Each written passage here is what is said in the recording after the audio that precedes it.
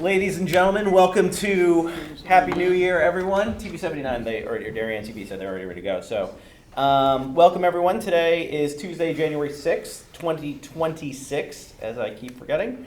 It is 7:05 p.m. and room 206 in Town Hall. Today we have a general meeting as well as a public hearing and then another general meeting following that. So we'll jump right into it. I want to start off by wishing everybody a Happy New Year. Hope everybody's holidays were healthy and great. So we'll start it all off with the general meeting. So we have the 2026 Plan of Conservation and Development. So we've got our consultant Neil here from Hardesty and Hanover to review the schedule, the draft outline, and the first manuscript of chapters 3 and 5 included in our packets. I'm watching you guys on TV downstairs. I'm sitting like this, an empty chair in the middle. There we go. Not an empty suit, an empty chair. Neil, welcome. Thank you so much. We've got all those docs in the packet. Happy New Year. Got started without you. We're sure if you were coming. Gave you the 5 minutes. Yeah, I knew you were going to get started. They wanted to get started. Yeah. Speakers on? Uh-oh. Speakers on. Happy New Year. Happy New Year. Happy New Year. Happy New Year. All right, Neil, take it away, buddy. Okay, thank you. My name is Neil. Did you open the hearing? Yep. Yes. Okay. Yep, we're good to go. Neil Desai, Principal Planner at H&H. Happy to be here again, seeing all the snow in Darien. So the first two chapters that we've reviewed were the introductory chapter and then the Darien today. And we sent back a list of all the changes that were requested. We called it a comment and response form. I think it was a nice way just to keep track of everything, so you're not wondering like, so whatever happened to that? But and we got additional changes. I think we sent it back to email to the P&Z, and then I think we had a few other. Jamie, thank you for sending some additional comments on that. And also the excellent idea to put the numbering system on the. Make it easier to. Yeah, I've never used that before, but it was very easy. I found it in Word and just turned it on. I was like, oh, this is easy. Okay, great. I think that'll make things easy as we reference various parts of the plan. So, but today is chapters 3 and 5. So it's Darien tomorrow, and then we have. The state POCD and legislation and the regional. So this is kind of preparatory material for the plan, but also important because especially the chapter about the state. There's a lot that's happened and legislation wise, as well as just the requirements that we have to follow for consistency with the state POCD as well as with the regional POCD. So that's really the main purposes of those two, the chapters 4 and chapter 5, is to kind of put a as you'll see when we talk about it, there's placeholders for the actual consistency statements, which we won't know until we come up with the strategies in the later chapters. So chapters 3 and 5. I think we can start with chapter 3. Comments on chapter 3. This chapter was meant to recap, kind of introduce Darien tomorrow, as the chapter is called, but the most important part of it is really trying to set the stage for what's been happening, as well as to concisely, as best as possible, summarize the public engagement. Because we want to be responsive to the public engagement, and so we summarize it here in this chapter here. So I guess should we just start going through the chapter with any comments we have? How much time do we have today, Steve? You think for us, like 6 minutes left? 6 minutes left. Okay. No, well, you can go to 6 on the clock. Okay. 7:30. Okay. Question, one observation I have on this insert for after line 63, the table that's in there, you just referenced the scale. We all know it's on what the survey was, but if I was looking at it in this document, I wouldn't know what a 3.97 was relative on the weighted average responses. What is that out of 10? Is that out of 5? Is that out of 4? Is that out of 100? Right. So just a reference to that. Yeah. is one thing. So I, initially, the plan was to just put bracket references saying insert this, but I thought it was going to be important to just at least put that graphic in Yeah, there, I just so you think can so, see it. too. Yeah. Just for your own reference, but one thing that isn't there, which will be there, will be a figure number and something that explains Okay, got it. more got it. detail. I So, assume but, so. but Okay. that's an important point. Yeah. Thanks, though. And then,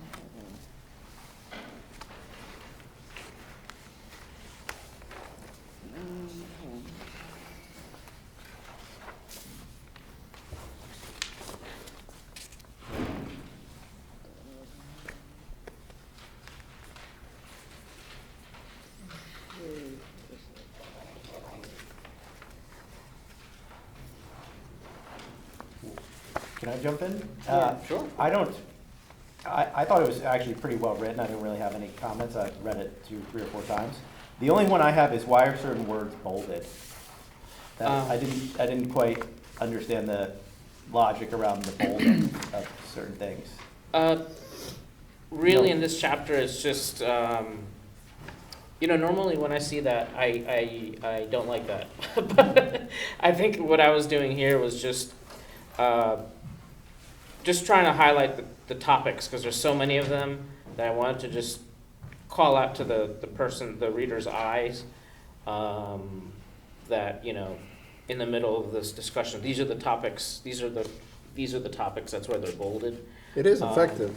So I think the question is like, is that helpful or is that distracting?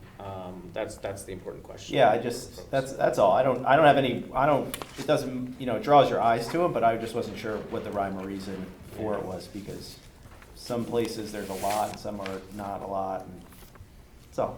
Yeah. But otherwise, I thought this chapter's actually, I have surprisingly few comments versus chapters 1 and 2. can I ask a quick question? I'm not sure if this is the right answer, but did you think about putting the survey data in an appendix instead of in the body of the? I think, well, I tried to be concise with this. I think the whole townwide survey results is on the website.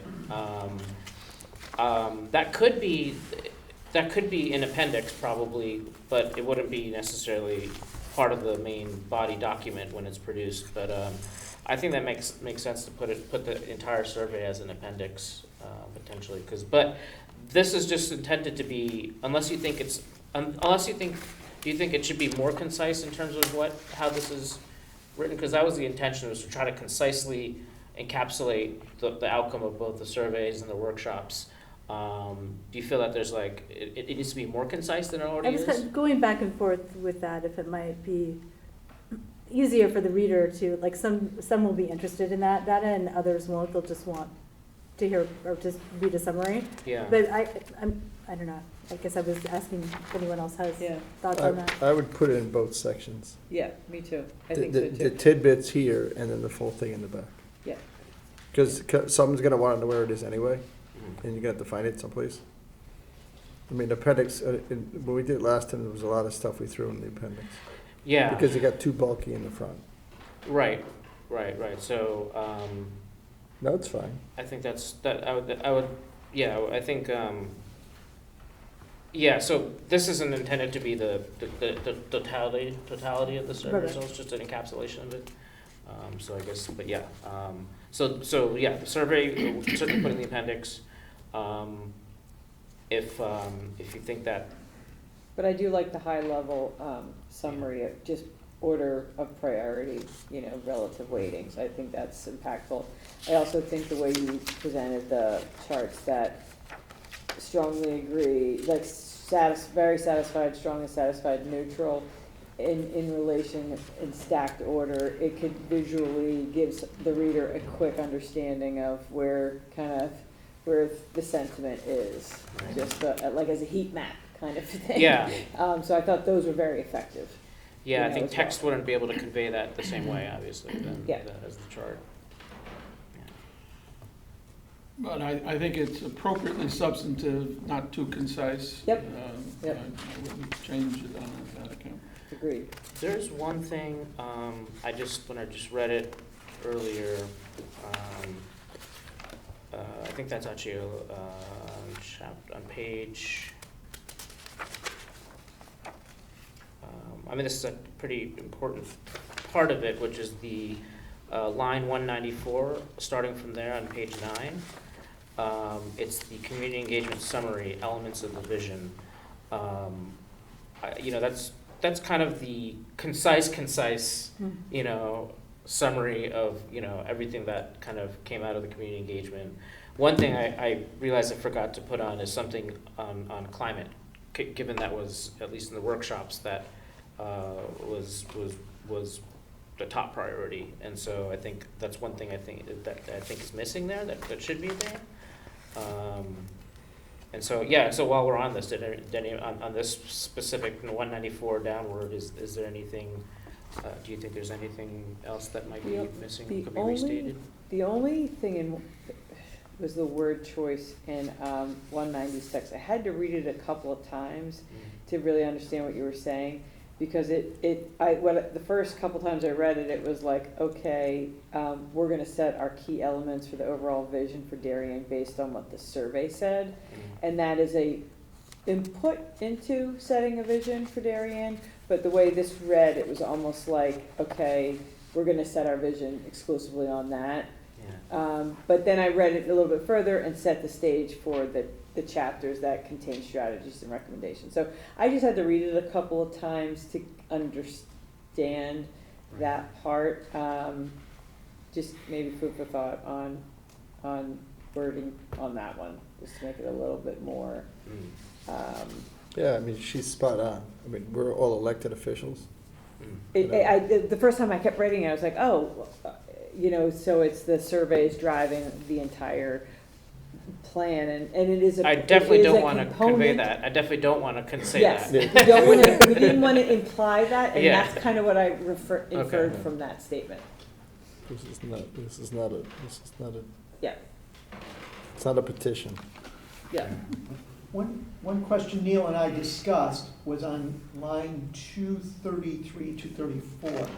I don't have line numbers. Yeah, I don't. Yeah, and my line numbers are off Your too. line numbers are coming in the next version. Oh, they're in the Well, next chapter. I got some on the Page print, 10. Oh, I had something on the printed Page Oh, 10, page version, 10. community but facilities. it doesn't Yeah. line up. So where we talk about town plan vision statement, Neil and I discussed it, and I couldn't remember if the commission wanted to have the selectmen do another vision statement. Yes, oh, Yes? yeah. That was- Yeah, I think so. Okay. We I just will- didn't I know will- when. I will circulate it to the selectmen, give them what they did last time. Yeah, Yeah, Okay. okay.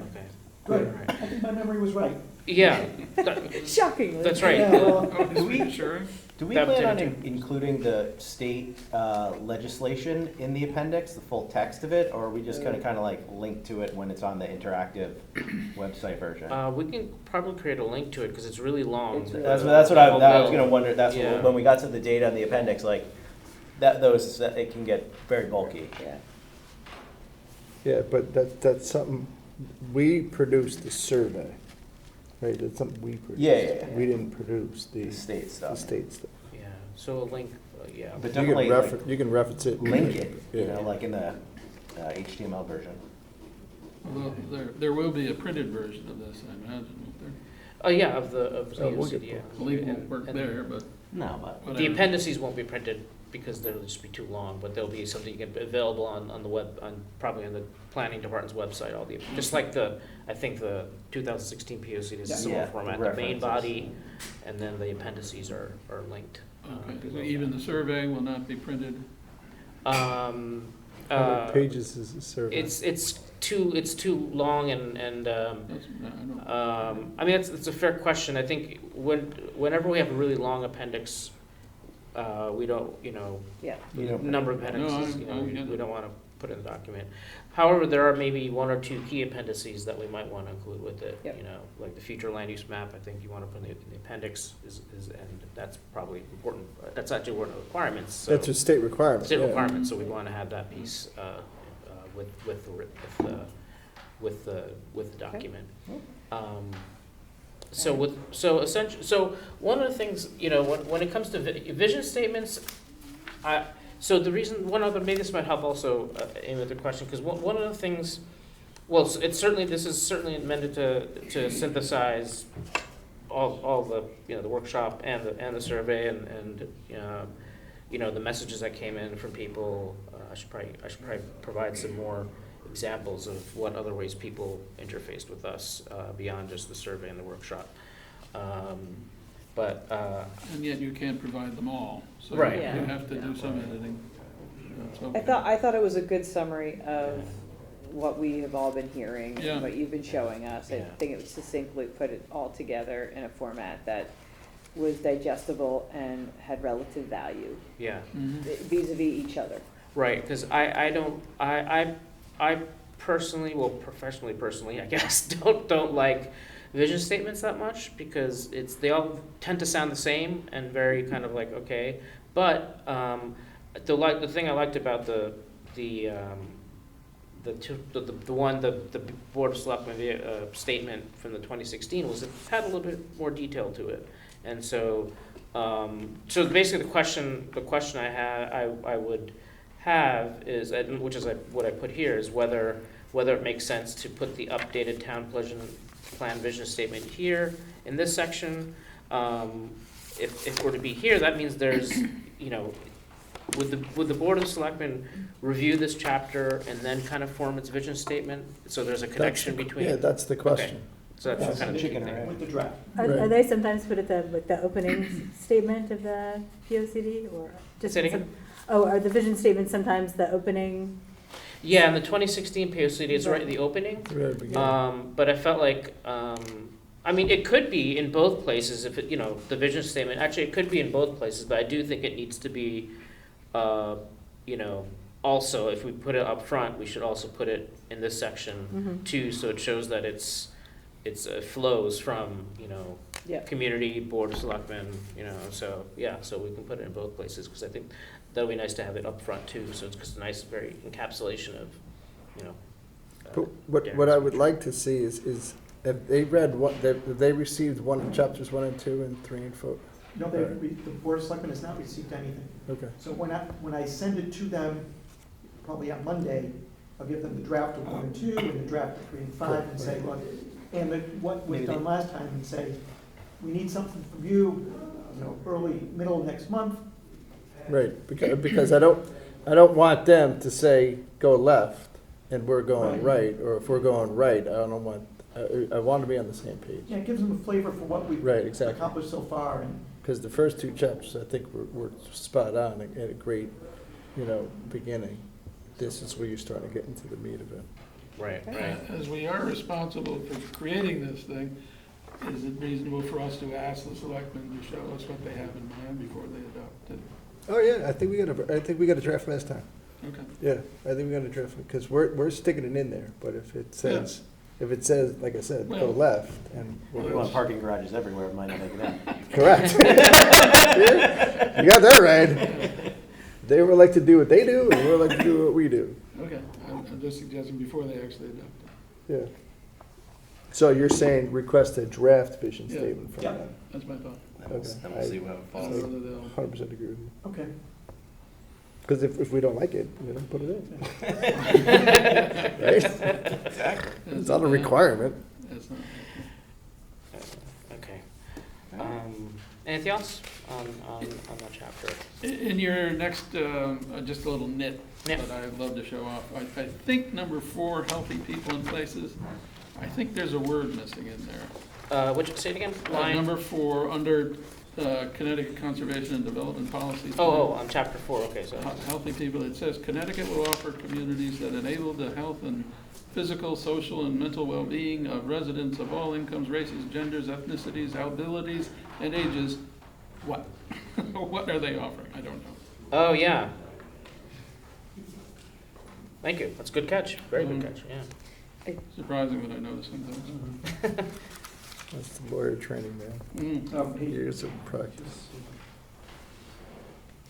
Going back to Amy's question, what is the scale that this thing's on? Say it again? What is the scale that this is on? Is that a 4-point scale? It's 4 or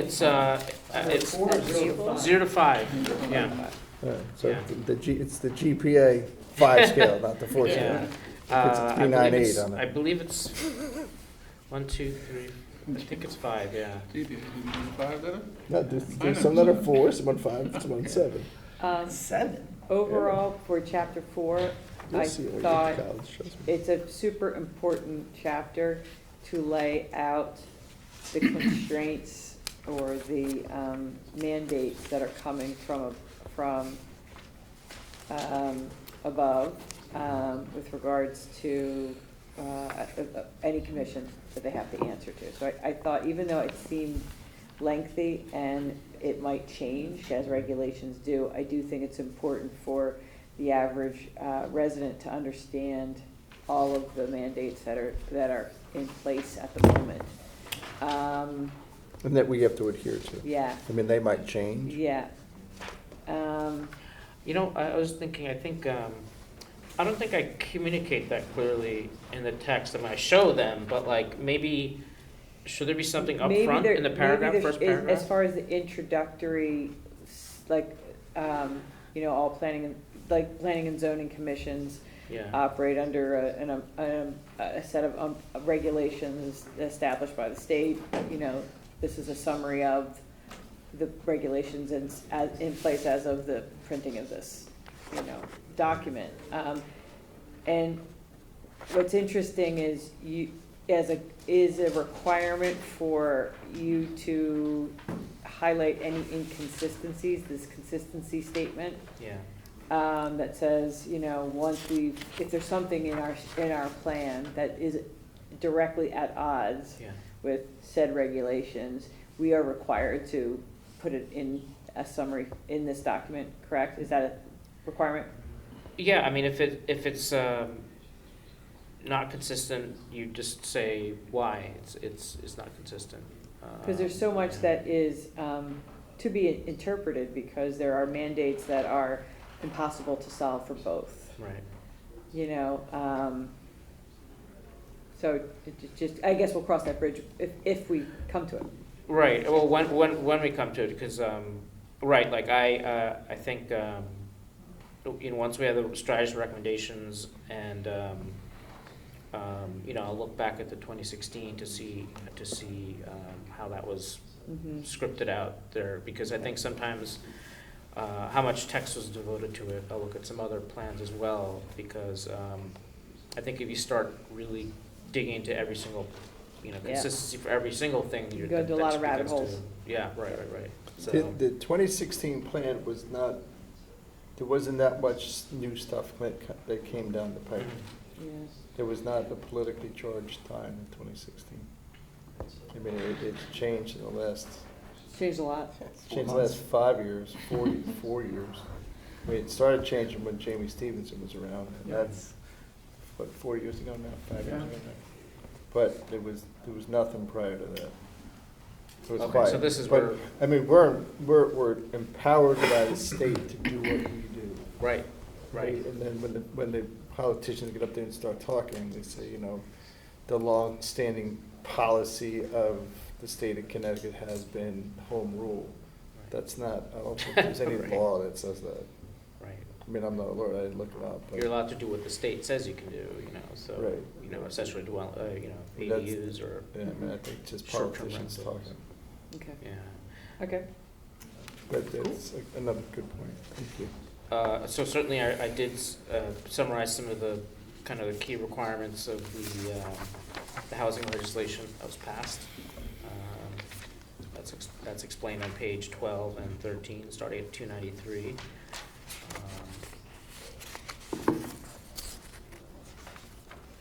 It was good, that last section on page 17 and 18 about Darien's neighbors, because I think what you said here is, we're, I can't remember what phrase, greatly impacted by what goes on around us. Yep. Yeah, We talked about that, the fact that, almost in the last paragraph of the chapter, these will continue to impact Darien through changes in the cities, basically. So you have the state on one hand, putting pressure, and then the pressure from your neighbors the neighbors. on east and west, yeah. And within. Yeah, Selectman, First Selectman Zagrowski in his town speech at the State of the Town, he talked a lot about Pacer ID. About right? what? Pacer, Pacer? AI, Oh, AI, okay. with Pacer AI, which tracks cars and cell phones and Oh, whatnot. interesting, And I work with that company too, but my cell phone is tagged as Stanford. okay. It's not tagged as Darien. So when they talk about cell phones, and that's where the data comes from, there's half of the people that I know that have a cell phone, most of them are tagged Bridgeport, because that's where you buy it. And the Pacer ID stuff says that all the traffic is coming from Stanford, because that's where it comes from. That's not 100% accurate. I see. It's just Pacer AI is a very new company. Yeah. They're selling themselves well. Mhm. But I don't want to say, to your point, is we're Yeah. between Stanford and Norwalk, and that's where all the traffic's coming from. Yeah. You know, the only thing that really is 100% true was when they put the rubber pipes down the road. Right. And cars go over. Right. That's it. You know, and there's more traffic that's coming from Norwalk and you know, Target and Lowe's and Wegmans. Wayfair and Costco than there is coming from, you know, the medical office building and Giovanni's too on the other side of town. I don't really care what Pacer AI says, you know, but that's something that's it's new technology and you can't rely on it 100%. Yeah, we'll definitely talk about that in the transportation chapter, which I think will be the next chapter. But yeah, Somebody that's going from Wegmans is not driving on the post road from Stanford Harbor through our entire town to get to Wegmans. They're not. They're gonna go. They're gonna take Unless Waze tells them to. Yeah, they're gonna take I-95 Yeah. and sit in traffic. It's All right. especially- Hard to stay in Hanover, ought to have a pretty good resource to check up on traffic. Only there was somebody in the firm. Greg Del Rio. What's that guy? What's his name? Starts with a G. Yeah. so okay. So the state chapter. Again, we highlighted just some of the other legislation that we know about, the accessory dwellings, regulation of short-term rental properties that was permitted. When I looked, it doesn't seem to be much activity in short-term rentals in Darien, from what I observed on some of the sites. The short-term rentals are illegal in Darien. That's why. Activity better be zero. I think, yeah, in Barcelona, they banned it finally. They did? I think they had in Barcelona. I just saw a news report on that. I was like, they were really getting. It's interesting that we comment a fair amount about rentals, and the reality is we don't typically know whether they're going to be rental or sales. I'm looking at you, Jeremy, because isn't that, we don't even ask, we can't ask. Can we ask? You can ask, but they can switch it. Oh, right. But Change. that was my initial thought too, but if you layer that over to say, however, if we think as a commission, this is a super important thing, there's incentives that you can provide to have that built in your town. And so I think it's still be interesting to stay there, even though we can't necessarily tell a developer, we don't want it to be a rental, we want it to be for sale. Right. We could provide incentives to make that happen. You definitely can. In Westchester County, and because I walk across state lines, in Westchester County, if it's a rental apartment, the taxes are about, for argument's sake, $4,000 a dwelling unit. If it's a condo apartment, they go to like 12. Oh, interesting. You know, so there's a financial incentive there. Yeah. And the town, in Tarrytown, where the old GM plant is, all those buildings are required to be condos, solely for taxes. And they sit there empty. Well, I'm just suggesting it might be worth a sentence for public consumption to understand that that is not a driving force for our board, our commission, or that it's not normally a factor for us. No, it's a form of ownership. It's not a zoning regulation. It's a form of ownership. Right. Wait, can you say that again, George, what you just said? Yeah, that it is not basically relevant to us, except as Amy said, we can make it if we become aware of whether it's a rental or a owner situation. But generally, it is not, it's not included in the application, it's not included in our deliberations, unless something comes up like traffic or something makes it an issue. But I'm just suggesting that the town folks ought to understand that Yep. that is not typically an Yeah. issue we get into as to whether it's rental or owned. Yep. Right, okay. Let the owners drive the bus. Chapter 5, I was shocked to hear that only 18% of our residents commute to the city. Is that accurate? 18 nowadays, yeah. Total residents? 18% of employed Darien residents work in Manhattan Yeah. and utilize the New Haven line. I thought I'd double check that. I mean, higher than well, that. see, that's the thing is, it's only as good as the data source is something that we frequently use. It's called census on the map. And it's interesting in that it gives you percentages for where else people work too, and then where people who work in Darien live. I just was So, yeah. shocked on Yeah. that. I mean, Yeah. what do you think? Seems low. Seems low. Seems low. Like, I don't think it's 50%, but I think it's probably closer to 30. But then you get into, 3-day a week in New York. Yeah, I think you generally meant When you was- commute in once a week or something. When was COVID? What year was 2020. COVID? 2020. yeah. So Yeah. this to is see from what 20 that- this is from 2022, so 2022. that's just at the tail end of COVID, right? So Oh, yeah. that could be That's one. gonna- But people were not, people I didn't want could to go back to the I could city. check Yeah. pre-COVID to see what that Could looks you like. like just Yeah. triangulate that one? Sure, Because absolutely, I think definitely. That just You know, doesn't, they should have 2010 census data. yeah. Yeah, I'll say see Our earlier. parking permits. Yeah, I was gonna might say, be based on the, interesting. based on the lots, I would say it's, Many people. The waiting list is 770. Oh, is that right? Yeah. Even if, interesting, okay. Now, there's a large percentage, I don't know exact number, but I have it somewhere else, but of people who work from home, which is not, I think, something, I won't even say a number because I'm not sure what it is yet, but we have data on that too. so. But that would be for probably the. Do you technically work from home?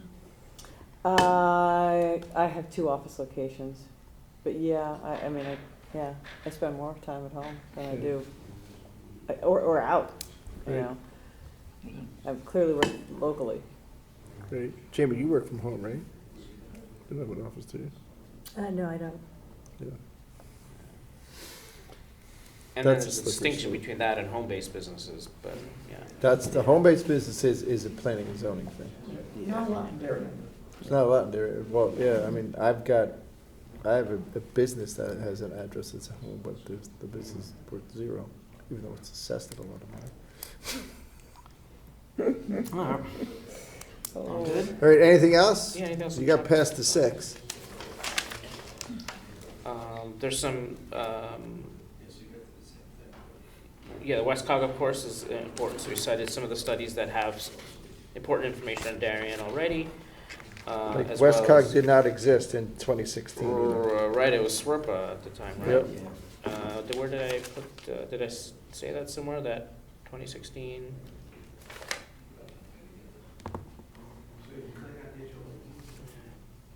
No, I thought it was a good tee up for what's coming next. Absolutely. Well, yeah, and I must say, on that subject, I'm curious, what is our plan? Have you heard from us what our plan is? Have I- What do you mean? We're supposed to have a working meeting to give you our Okay, plan. well, No, that's true. Have we? No, we Well, have and not. you're I about to guess we write said it, that, I guess the way we said it was that would, I mean, sure, if you wanted to have a working meeting on that, we could do that, but it would come out through whatever we produce for you and then your reactions to those. Yeah. Probably, it would be one So way. you're gonna create our plan before we? No, I would have us have a working meeting for 45 minutes, then you create your draft, and then we look at it. Okay. I mean, we just brainstorm, sitting Yeah. on the table. Yeah. I would think that'd simplify your life, because you may go in the wrong direction. I Correct. mean, yeah, it'll be 4 topics, that we try to have, I guess, a speed round to talk about each one, That's for fine. 45 minutes. Yeah, I would think it's kind of critical. Yeah, me too. Yeah. That's a good point. But we talked about that a little bit, right? Now, what's next? next you said is environment and sustainability coming next? Well, that might fit with my proposed changes in Schedule? it shifted a few things around, which leaves the next one.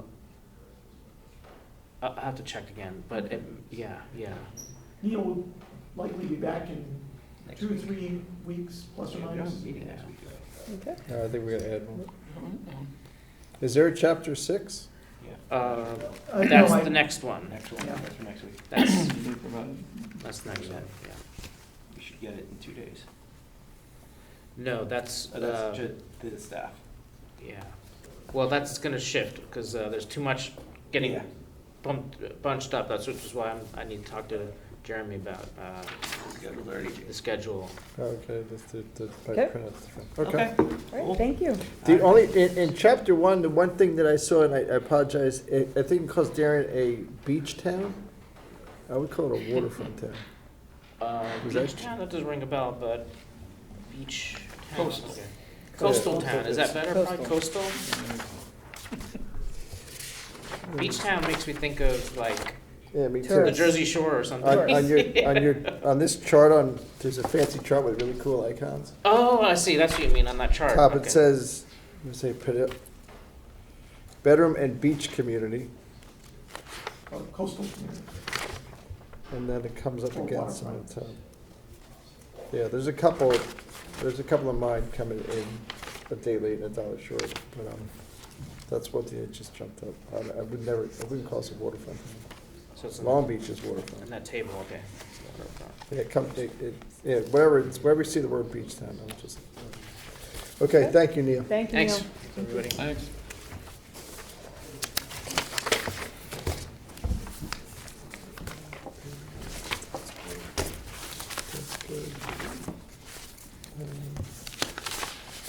Just as this lands up being part of the Neil has that information, and it'll get woven in various And ways. did you also proof this to make sure it's all right? I didn't prove it wasn't, we didn't create it, a consultant. I know, board but I created just, it. I just looked at the apartment number counts, and I was like, where'd that come from? Okay, what we do every year is, every October, they say, can you give us kind of what's in the pipeline, number of units, 5-bedroom, we give it to the consultants, Right, and they work their magic and come back with the report. Is that in our report file? no, this was emailed to everybody. It was emailed to everybody a while ago. and- For the holiday. Oh, for the holiday, yeah. Like the 29th That or was something. sweet. No. it's- Okay. Where are we? Okay, that's the general meeting. Now we're gonna go into public hearings. The first item on the agenda is continuation of public hearing regarding business site plan application number 313, special permit application number 344, also known as PL 25-120, Heights Corner LLC at 90, 100, and 188 Heights Road. The proposal to redevelop the property as a mixed-use residential/commercial and perform related site development activities, including construction of parking, public plaza areas, installation of landscaping, lighting, and stormwater management. The applicant proposed to construct 1 3-story mixed-use building with commercial space on the ground level and 21 and 2-bedroom dwellings on the upper floors. The subject property consists of 3 separate parcels located on the north side of Heights Road to the east and west sides of Edgerton Street.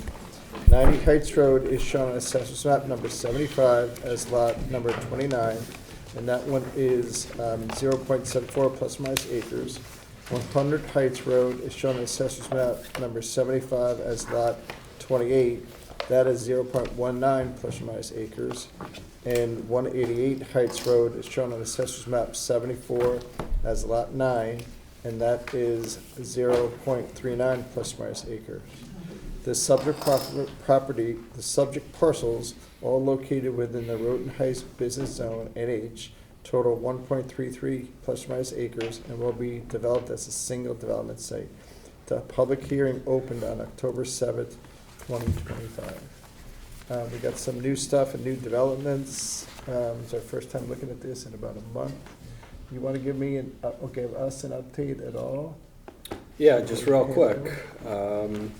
So the commission opened this hearing on October 7th. The commission continued the hearing to November 10th, and then November 25th, and then to this evening, January 6th. The commission most recently continued the hearing to allow the applicant to continue its review with the Architectural Review Board. They again went before the Architectural Review Board on December 16th, and the ARB issued an administrative approval certificate, which is included as part of your packet. That approval certificate that was issued is conditioned on about 6 or 7 building conditions, and I'm just going to read those in for the record. But that, hold on a second. There's approver certificates, whatever this thing is called. We've never seen this ever before in our history. Right? So the word approval. Usually it's in the form of a positive report. Correct. So we may or may not agree with some of these items. We're the one that makes the approval, not them. That's correct. Architectural Review Board is an advisory board. Right. So there's no reason to read these into the record. Okay. Okay, we don't have to do that. So in addition to the approval certificate issued by the ARB, the applicant's traffic consultant, SLR, issued a memo dated December 16th relative to minor changes that were made to the site plan relative to parking spaces and a reduction in the commercial floor area on the ground floor by 368 square feet. That was reviewed by the commission's peer review engineer, Greg Del Rio of Hardesty in Hanover. And Mr. Del Rio sent an email for the record dated yesterday, January 5th. I will read this into the record. He reviewed SLR's response memo. The revised site plan reduces the overall supply by 2 parking spaces, but also reduces the commercial floor area by 368 square feet. We concur with SLR's finding that the small change in programming does not result in any impacts to parking or change our original peer review assessment. If the commercial use is office, then all required parking is provided on site. If the commercial use is fine dining, then the adjacent available parking continues to be adequate for any peak demands. So we believe that the commission has all the necessary information in front of them this evening to close the public hearing. However, Bob Maslin and his team is present tonight to wrap up and answer any remaining questions that you may have. We may have a couple extra things we'd like you to do, but. You usually do. Of course. May I? Welcome. Please state your Welcome. name for the record. Thank you. Good sir. everything, everyone. Robert Maslin representing the applicant. First and most importantly, Happy New Year, everybody. What I thought I would do is kind of touch on some of the things Fred did and go over a memo that Jeremy had written for the ARB, ticking off issues that had already been reviewed and seemingly approved by the commission. And then talk about a couple of other minor things and answer questions, if that's okay. This evening I have with me John and Joe Vaccaro, sitting in the center in the front, who are the principals of the applicant, Phil Cerrone, the architect on the project, over on the right there, Rob Pryor at the other end of the front row, and Matt Pop is in the back. You know Matt. There are actually 2 administrative approval certificates from the ARB. For some reason, they broke it down into site plan and building, and I read this as the applicant through Matt Pop on the landscaping and the site plan, and through Phil Cerrone on the architectural and building issues. The last time we met with the ARB, there were some final comments. We responded to those, and those resulted in these administrative approval certificates. So I think there's really nothing else to come back to the ARB with. The way they left it was one or two minor things might go back to Hervé, the CEO, but he has to look at the site plan when he issues the zoning permit for construction anyway, so there shouldn't be any additional problems or issues at that point. Do we have the revised site plan with the less They're 368 degrees? I have copies here. Rob can talk about the actual site plan. The revised architecturals are here. Yeah, like where we lost the two I have a parking set of spaces. renderings. I think would be the simplest thing if I could pass this around if you'd like. Take a look at I have what the building is going to look like. You'll notice that there have been some significant changes to the outside, and all for the better. Joe Canis has signed off on the site plan issues. So I don't think there's anything further to do there. There's one item that he left as a very minor thing and recommended I can't remember what it is, but it's as a potential minor condition of approval, which is not uncommon at all in these types of projects. So that's done. Traffic and parking, Fred mentioned. We also had been to the police commission, and they're okay with this whole project from a local traffic authority standpoint. Matt Pop is here to answer questions, and if you'd like to get into the final landscape plan, he can do that as well. As Jeremy mentioned in his memo, and I mentioned it before, but it's basically a December 15th, 2025 memo that is in the application, online application file. Just to be sure, I uploaded it today. I think it was already in there, it was intended to be in there, but just in case, I uploaded it anyway. Okay, so landscaping, utilities, the issue there is the utilities have to be outside, so there's a little plan for that on the west end of the building, but the ARB is okay with it. Generator is now going to be located on the roof. And that's about it for Jeremy's memo. And let me just run through the rest of my notes here. Sorry? I had that memo and I left it at my desk. Okay. As Fred mentioned, Greg Del Rio signed off on the traffic and parking. You're going to tell us where we lost those two spaces, though? Just show us where you lost the two spaces. Oh, sure. I mean, Rob or somebody. Rob can do that when it's time. I want to just go through this and not get sidetracked. Agreed. Sorry. Okay. Darren Ostafine from DPW and the Sewer Commission did write a comment email. Rob Pryor has been handling the process through the Sewer Commission. What they've done so far is to conduct metering to get the actual flows and compare them with the capacities and all of that stuff at the Sewer Commission's request. And he'll explain to you further the status of all that, but the intention is to submit a plan and get on the February agenda with the Sewer Commission. The capacity and the actual usage are suitable for this project, as you'll hear from Rob. So that shouldn't really be any issue.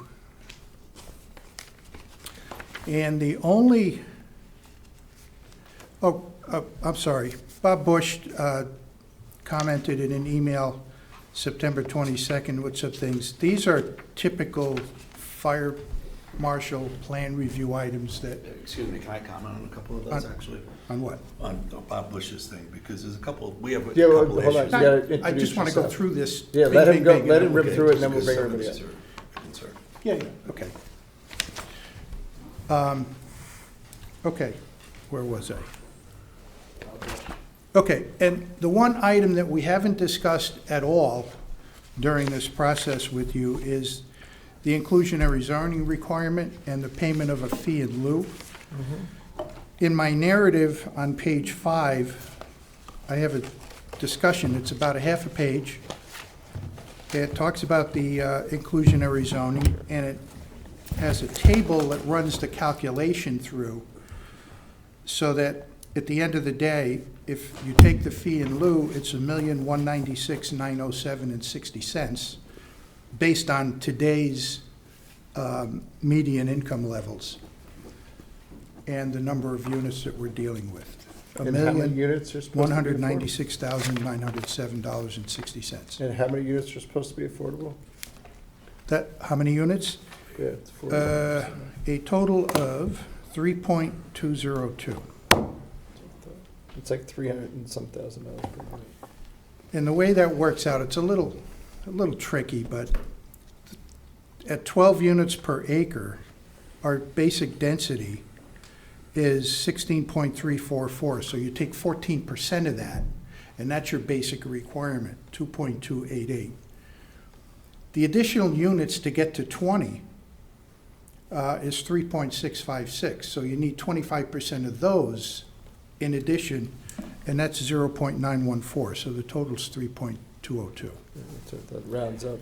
Okay, so that is the calculation, and if the V20 wants to come up, one of the vaqueros, and talk about that further, but basically we're talking about 3.2 units, 3 plus the 0.2. But you're gonna get the money anyway. Administering this small number of units is an administrative challenge every year, on the one hand. On the other hand, there's a substantial amount of money coming in for affordable housing development that goes into the town, that the town can use for that purpose. I would note that a couple of years ago, maybe it's a year and a half now, 7 Sedgwick, you approved the fee in lieu there, and that's running about 900,000. So between the two projects, you're pretty much $2 million. Great.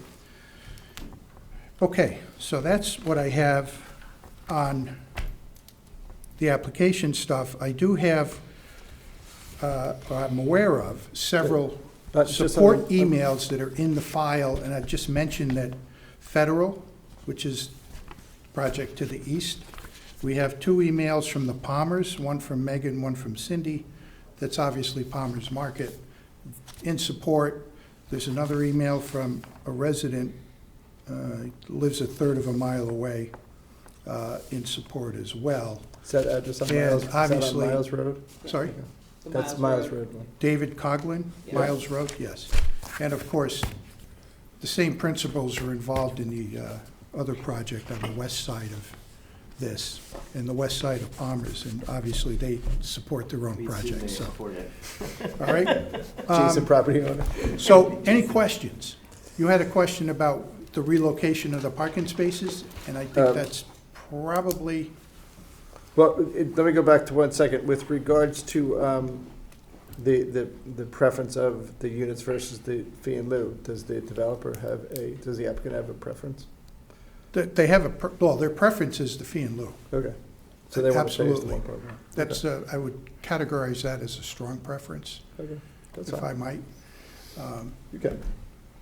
Yeah, I'd like, this 3 units is small. Okay. 3 units is small, it doesn't really get you very far in the affordable percentage. With regards to, and I don't know where we left off, but the only thing I remember, and I keep driving down the street, is one thing, it's minor, major, I don't know what it is.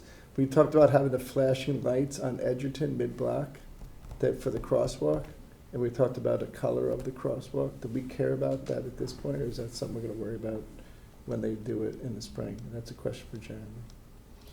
I know there was a debate amongst the commission members on the flashing lights. Did the LTA chime in on that? I don't think they No. did. And then the. Does anybody care about those? I ran into them again this weekend, or during the month, and they don't really do a whole lot. I was more interested in the movement of the crosswalk, and I Right. think that did happen. Yeah. Or You I would, think, Most people make a right there, either and they don't make a left, so. I don't Rob think that- or Matt could talk about And that. the color of the paint of the, that's, I'm talking about the mid-block one that's on. Yeah, we can worry about the paint color some other time. Yep. Yeah, I'm not sure. That's how that- all. That's later. What else? With the bump, you want to do that? The thing that I want to do, make sure that happens, and we did it on Heights Crossing, is right now, and again, this is on the ground stuff. The sidewalk's under construction between Palmer's or Wells Fargo until you get to Leary Liquors. There's some sections that are there, there's some sections that are not there. There's a tree stump in the way. I would like to see that fixed, like, as soon as possible. Because every time I drive down there, like last week, there was some, young couple with their baby stroller and their dog, and they have to go into the middle of the street. They have to come out of the street. Yeah, and it's one, I was there the day that the guys were shoveling the snow, and there was 15 guys shoveling the snow. That- But there was guys one okay? spot that was not done. They're, yes, All right, the so if you guys can vaqueros fix are that, fine with, they hear you. just, I don't know there's a tree stump in the way, Yeah. so someone's It's gonna just get a it. stump? Okay. Sidewalks. Yeah. Well, Because our goal is to connect the sidewalks, and if Yes. this thing's under construction for 2 years. You made that point when we did the, I think I made that point 1,000 times. You'll probably hear it again. So that's one thing I would like to see incorporated in some way, shape, or form. The parking spaces, just go over if you have a site plan, show what parking spaces got lost and where the 368 square feet is going away. oh, you have a board there? Okay. And Jeremy, do we need to know the tenant now for the ground floor? No, I spoke to Mr. Vaccaro earlier today. They're working on, of course, at this point, if they do have a tenant that needs a special permit, they'll come back for that. I think what they're looking for as part of this application is the site plan and all that, but they're certainly Our working. goal is to close this tonight. Well, I think in a different application, reviewing the regulations for this, the proposed tenant, a PE firm, falls under financial services, so they would not need a special permit That's to come true. in anyway. Depending on the firm, might not need to come back to the commission if it is something that falls into as of right. Say it's a hedge fund. The commission discussed it when you're past hearing, so. Yeah, because we dropped that provision. Yeah. Okay, I didn't know if that was, I didn't remember that was a special permit or not. Okay, that's No, fine. it falls under the current one, because they were like brokerage firms, security, Right. personal financial services firm, Yeah. and the like. It's like. A new person who wants to speak. Mr. Chairman, Joe Vaccaro for the record, owner of the property. Welcome, sir. Thank you. We signed a lease, 10-year lease with a private equity fund that will be taking the full ground floor. So I don't know if that fits the financial services It does. definition, We but already settled that. perfect. Right, so there's no special permit Nope. needed. That's right. Once they build There it, it is. the tenant can just move in. They can move in now. Build it, they will come. Put a tent up. Space heaters. They can afford it. Mr. Chairman, members of the commission, for record, Rob Pryor with Land Tech, representing the applicant. So the question was, I think, where we lost the 2 parking spaces, went from 77 parking spaces, 77 to 70, or 79 to 77, I think.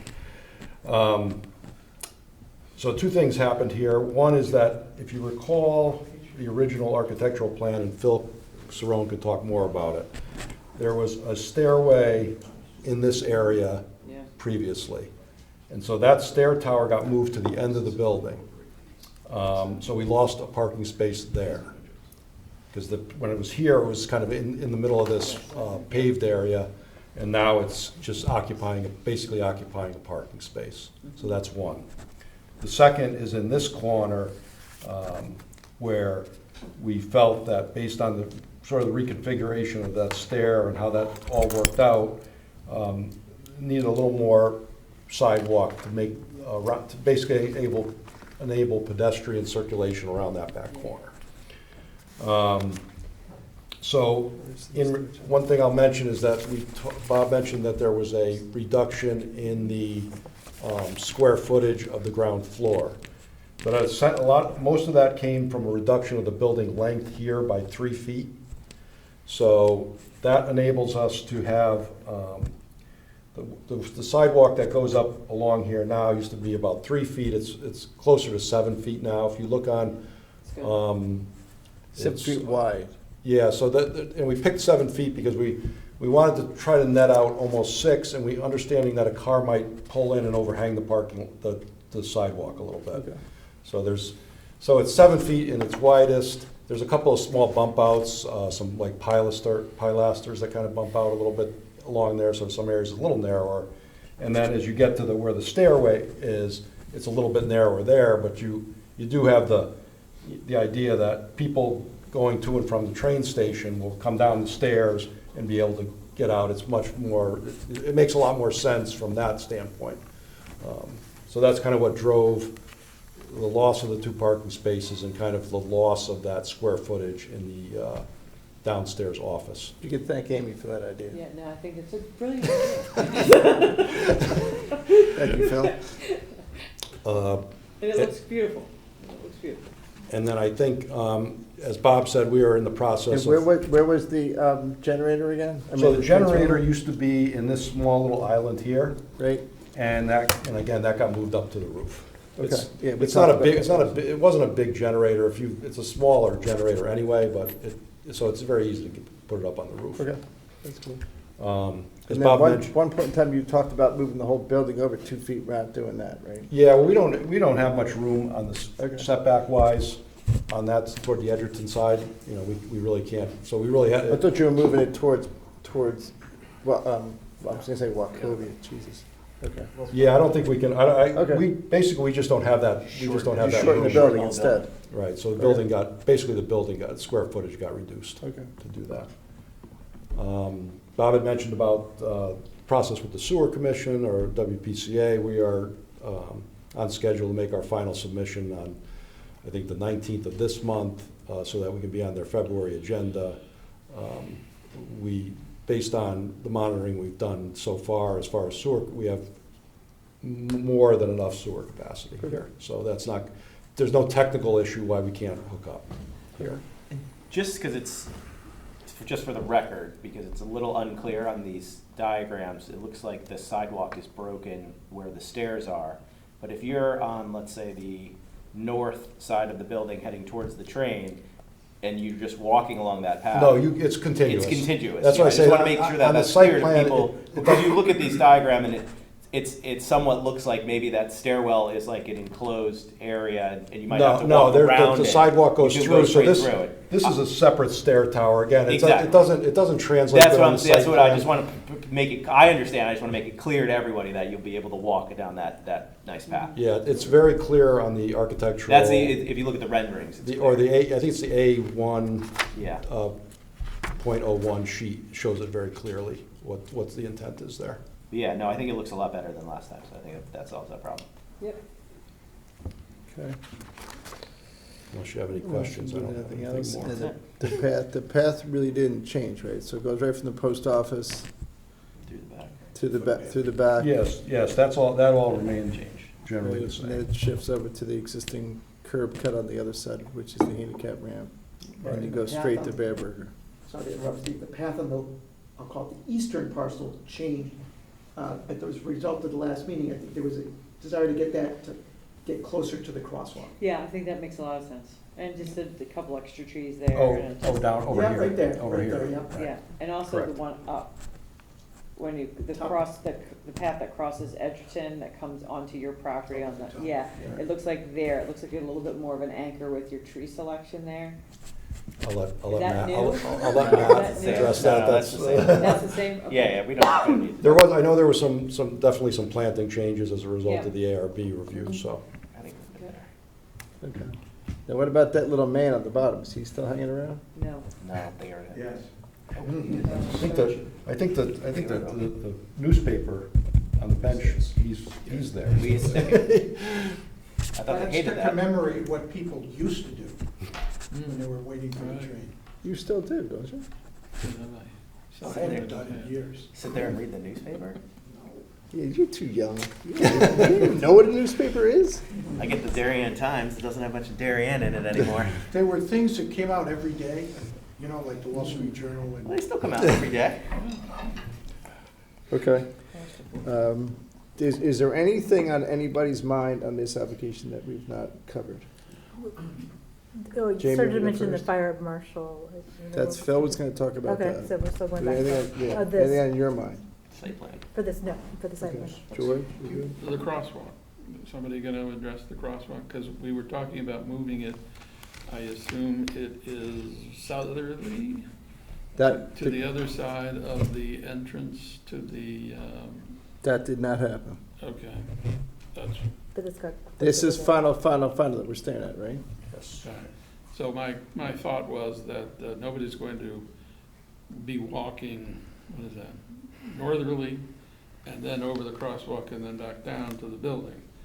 If the crosswalk were at the other end of the opening to that parking lot, they would simply walk right across. Yeah, I mean, I'd suggest to you that the people working in the office are gonna be here.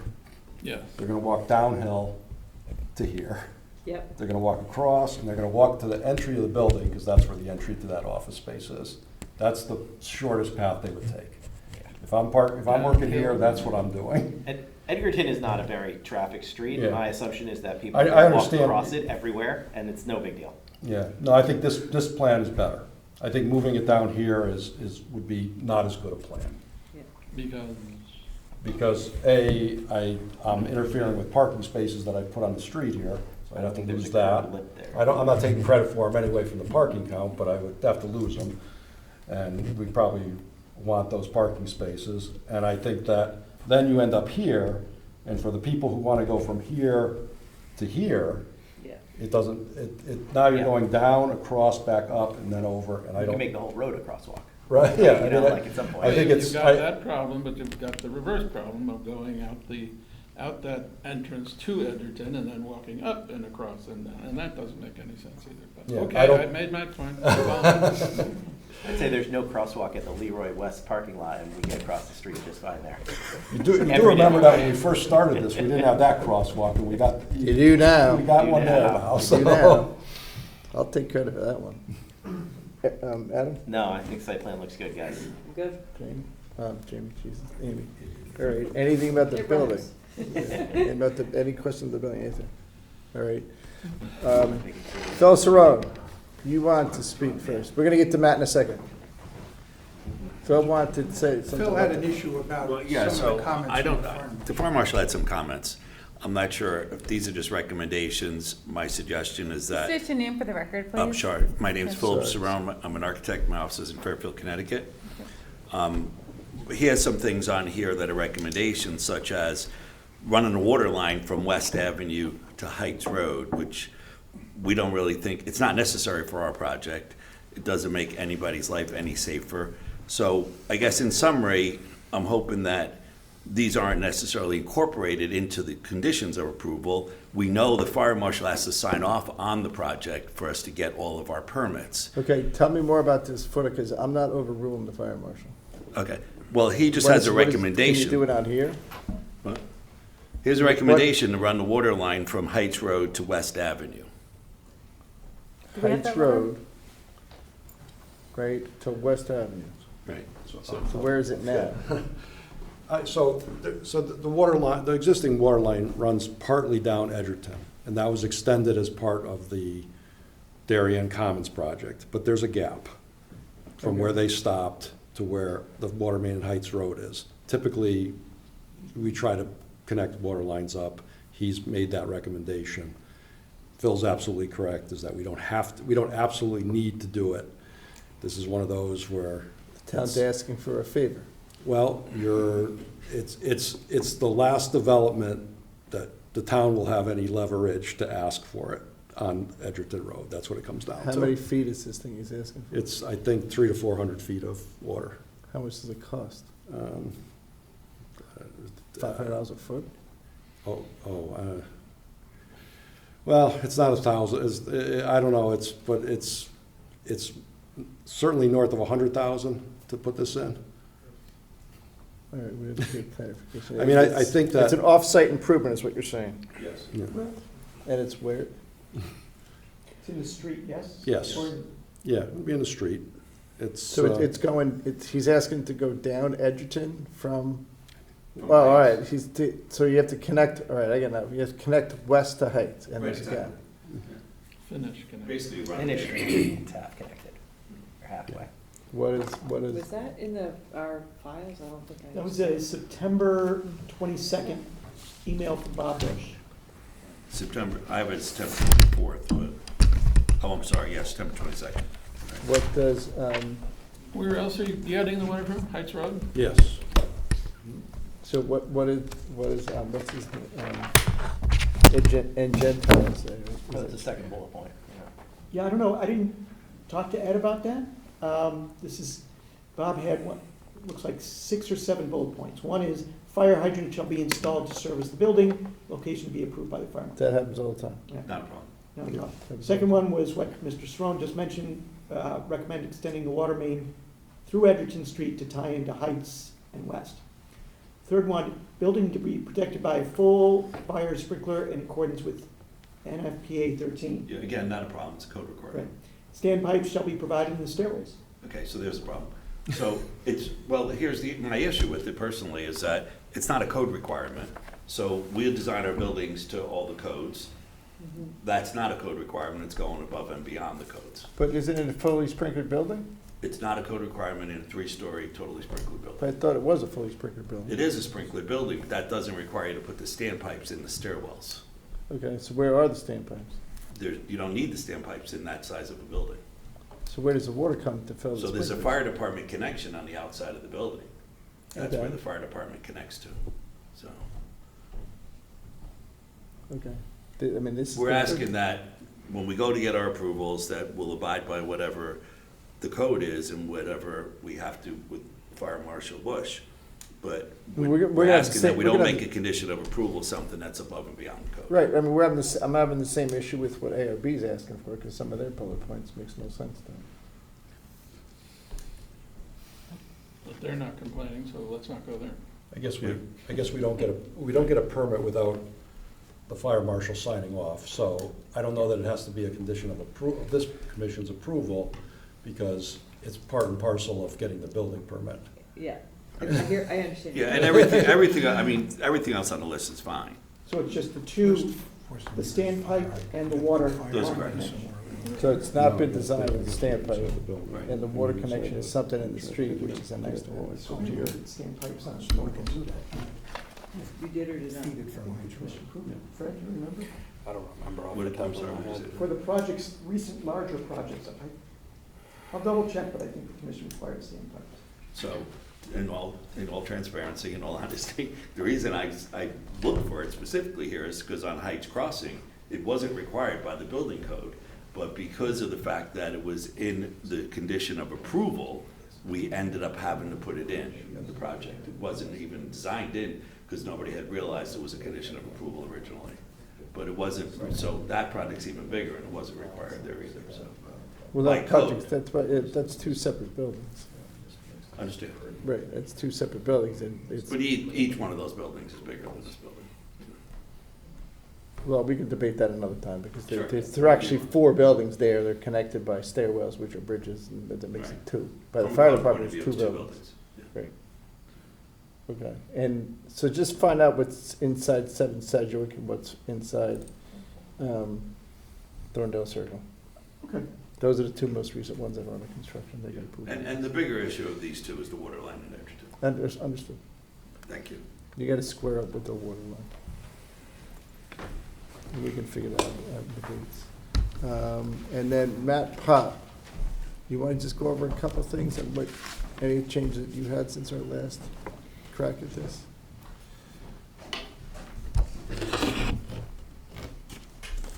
Matt Pop, landscape architect, environmental land solutions. You really can't see probably in red, but in red are the changes. We had a black and kind of white one in for ARB. They wanted to know what the changes were, so I kind of outlined them. You probably didn't get this. But just starting with the streetscape down in Heights, we changed a couple of tree types. There's no utility lines overhead. And we had some maybe medium-sized growing trees. So right now we have the larger growing shade trees, along the Heights Road. So I think that was a good pickup by ARB. kind of in the back here. They didn't like the herringbone pattern. They said it was not contemporary enough, so we're going to get rid of the herringbone pattern back through here. Herringbone's what they did over at Darien Place, right, at the Playhouse? I don't know. But we're going to match what we've done, down the street, so I think that. At Heights Yeah, Crossing? yeah. Okay. So the same pavers. We had a couple of sculptures in through here. They just said that maybe instead of sculptures, we just have a rock formation of something of visual interest. I do have a picture here. It'd be nicer looking than this, but it's just something that they think kids could climb over. I always think it'd be something that'd be like half sunken into the ground that pops up. The pavers go up to the stone. The other main change is the plant selections. So we were halfway there, I think. We had a lot of grasses, ornamental grasses and wildflowers, but we still had some, hydrangeas and maybe more ornamental plantings. So we got rid of like the hydrangeas and some of the roses. And right now it's more of I guess it's called contemporary, but I would say maybe more meadow-like plantings. Matt, do you guys want to put these giant boulders there? Yeah, I think it would pop out of the ground. I think we could do something, find something. Yeah. If that, I don't care about the benches and stuff. Yep. But putting those boulders there seems against everything about this entire project. And then if you go to the next sentence, is that or landscape that will engage your kids. If my kid climbs on a boulder seriously and gets hurt, it seems way worse than a playground. I think for me, it just needs to be a focal point. So then I would. I always think that it seems like finding a boulder would be easy, but when you probably get to the point, it may be tough to actually find something that's kind of visually interesting. Well, we see it on residential properties where they dig them up and then they try and make them ornate because they don't want to haul them away. Yes. And it looks ugly as hell. And you're driving by looking at it, and then they have to screen them somehow because nobody likes looking at them. see that's my problem with something like this. John Vaccaro, owner. I'm not saying we should go back to the sculptures, but you guys should really see what the sculptures were that were removed. I think it's The baseball player's kid, which is there. You're not required to put in any sculptures. we were trying, they said they wanted to see something whimsical. We came up with something whimsical. We had the baseball player to highlight McGuane Park, which is 2 blocks away. We had something whimsical. They said they wanted a boulder. Get rid of the So, boulders. Adam, to your point, that's what it was. We still get the flagpole. I think that they want maybe something of interest away from the intersection here, but more kind of in the interior. Who's going to maintain the flag? We're going to have to maintain the flag. Yeah, you say that. You got to maintain a flag. Right, So and- what we did with the flagpole. But was it your idea for the flagpole or their idea for the flagpole? Pardon? Was it your idea for the No, flagpole? we put the flagpole in, that Okay. was our idea. What they wanted is a So your kid can backboard on sit it, effectively a back Right. piece on it, so that people could actually sit on it and lean their back up against it. So we did a wedding cake style with sort of a slanty back so that you could actually sit on around a 360. So we'll have a piece of stone that's like 18 inches height, a sitting height. We had it like a 4.5 feet. I think they wanted it a little bit wider, so it's going to be 5 feet diameter across. And then on top of that, like the wedding cake, we're going to have a smaller height stone in the back. I'm just thinking practically here, because I go to the restaurants behind this where there's ample seating, including ample outdoor seating. No one is going to sit and have a picnic on a main road corner across from a train station, right? So it might be some people from the office that want to go outside and have a cup of coffee or something. Yep. But the notion that we have to go out of our way to turn this into some sort of majestic looking park on the corner of 2 main roads across from a train station with a view of the highway is ludicrous. Right? You sound like us. I don't see the need for any of this. Jeremy, is it okay if one person belongs to the planning and zoning commission and the ARB at the same time? The ARB's advisory. Yeah, they advise. All seriously, the ARB's advisory, that's why this this certificate of administrative approval, which we've never seen before. Yeah, never once. It's. The commission made it pretty clear you were uncomfortable going forward without a positive report. Agreed, I but think that's not what, that's not what this, that's not what this says. Whether we want, whatever we want to do or not do, we were pretty much governed by making sure that people on the ARB were satisfied. But, you know, one of the things that I think it's awkward and it's actually not correct is after the last ARB, we knew exactly what they wanted from an architectural perspective. And we changed all of the architecture and we put it into the record within like 2 or 3 days later, okay? Then when we got this preliminary approval, just on the architectural side, it highlighted everything we did because it's already in the record, saying the approval is contingent on these things being done, but they already are done because that's what we put in the record. We put in the record with you as well as with them is what we were going to build. So theoretically, I mean, or actually, there should have been no conditions on the architectural side of this because we made all the changes they wanted. So, but that didn't come through. It looked like we're still in process, and it's not in process. The final is the final, and that's what's in the record. With respect to the landscaping or the site plan. Can I interrupt 1 second? Yeah. On this thing, some of this is in red. What's the red mean? Because this is to what John's talking about. Made base fact pole intentional seating. I think what the purpose of I'll call it the site plan memo is what the ARB said, the changes they requested, as John acknowledged, they requested some changes at the meeting. Make the base of the flagpole a little different. And staff wrote it up in red, whether it's been done, how it's been done. So, for example, has been done in the revised drawings. Next one. Oh, yes, that also was done and completed. So lay out what the comments were by the ARB and whether John's team here has responded, which they said, yes, all of them have been responded to. This one's all set, the site plan. No further changes need to be made. Right, because that's what it says, swap out roses and hydrangeas along the perpendicular. Just to double check that the herringbone pattern, when the final detail is prepared, as part of the building permit process, that is just double checked by staff.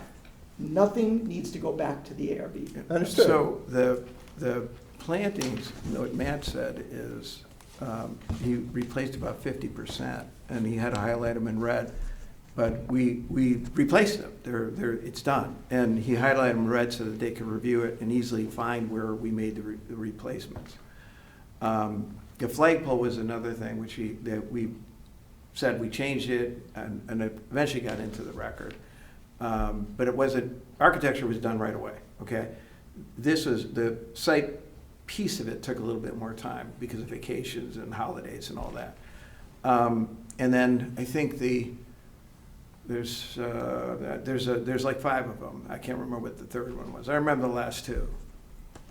The last 2 I focused on a lot because, you know, going from herringbone, which is a really elegant design, to what we said we would do is offset pavers, okay? Offset is contemporary. They're staggered. But now it's contingent on going back to Hervé, who's on the ARB, to approve the design when we told them what the design is going to be. It's a very simple design. You've seen it a million times. You've all seen it, okay? But for us as a developer... 1 second. Where's that on these 2 things? The 4th bullet on the site plan memo says, just what John said, change the sidewalk pattern was the requirement of the ARB from a traditional herringbone, which John mentioned, to a more modern pattern.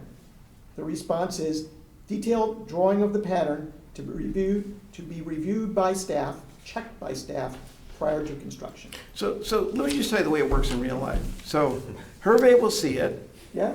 You know, he'll say, okay, let me think about it. He'll go to Liz Geiger, and Liz Liz Geiger will go to her people, even though he'll say he has total discretion. It's not true. He will go to the head of the ARB, and that head of the ARB will consult with a couple of her members, her board members, and then 5 days later we'll hear whether the design is approved, which is crazy because it's a simple design. It's offset. We told them what we were going to do. So why do we need another level of review? Same thing with the boulders. You said you wanted boulders, we're gonna source the boulders, but we can't buy the boulders and install the boulders until we have their approval. It's gonna be the same pattern. It's going to be the same thing. We're gonna lose 5 days for people to really think about it, talk amongst themselves. It will not be where it is an administrative approval by one person. That's naive to think that, okay? So that's the one that changed the sidewalk pattern, and then, because it says. I don't remember what the third one was. To be filed prior to installation. That's the key.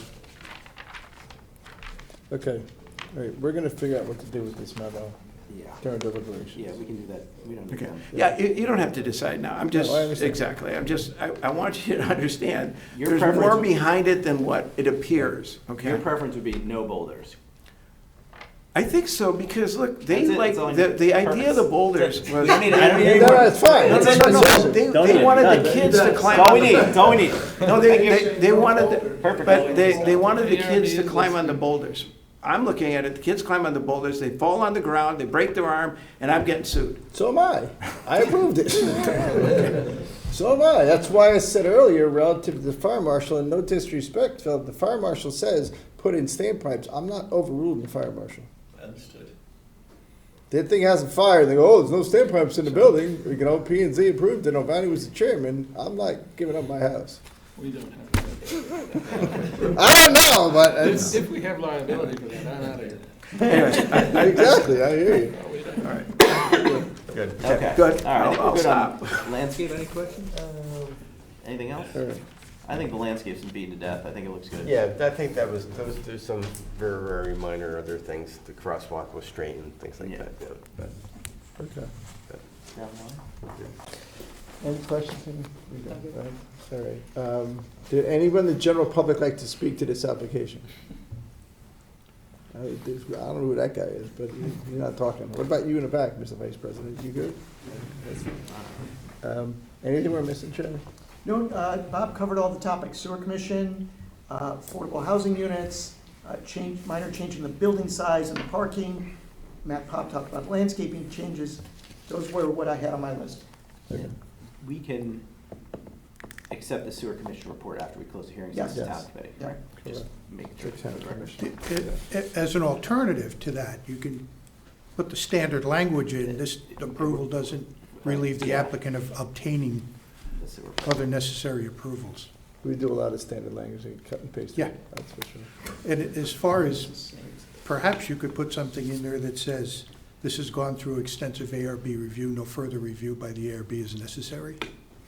That's a good idea. And insert the changes that you'd like no boulder, you know, those kinds of things, so That's the first. that might help. Architectural review. I will say that I think the finished product, after all of the collaboration between B20 and ARB, is ended up with a beautiful product. So I do think the process might have been painful, but I do think it is a beautiful product. Yeah. Thank you. It would be nice if it was a little shorter. But, Time is time is time. In ARB's defense, if you read the application, most people do go to ARB 3 or 4 times. Whether they go to ARB 3 or 4 times, whether it's a good thing or a bad thing, it's a fact. yeah, wasn't always that way, but No, it wasn't. It wasn't. And Dave years Keating- ago, we went to ARB with Avalon twice. Okay, you get the last word. You're finished, right? We're good? All right, I would entertain a motion to close this hearing. Adam makes a motion, looking for a second.